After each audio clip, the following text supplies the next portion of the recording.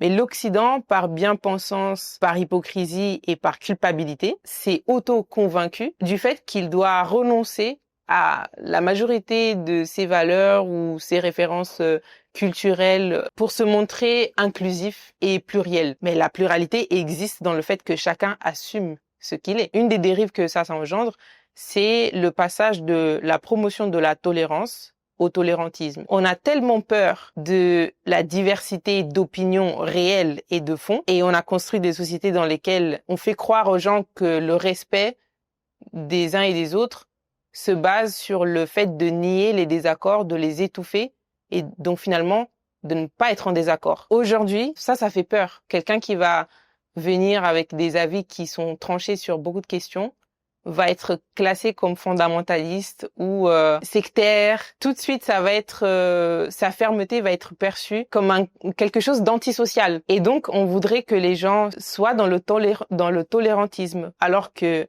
la tolérance réelle, donc qui n'est pas le tolérantisme, c'est le fait de accepter que les gens ont des avis différents, faire exister cette diversité d'opinions dans l'espace public médiatique et donc aussi politique, mais pas pour les instrumentaliser, pas pour promouvoir le buzz ou le clash ou la polarisation idéologique, qui est ce qu'on retrouve aujourd'hui beaucoup avec en plus le bipartisme politique, droite-gauche, cette facilité et cette tendance à catégoriser les avis des gens. X personne a dit ceci, elle est de droite, l'autre a dit Y, elle est de gauche, et chacun doit se ranger dans les rangs qu'on estime devoir exister sans aucune nuance entre les deux, être ancré et savoir qui on est et ce en quoi on croit, c'est une force.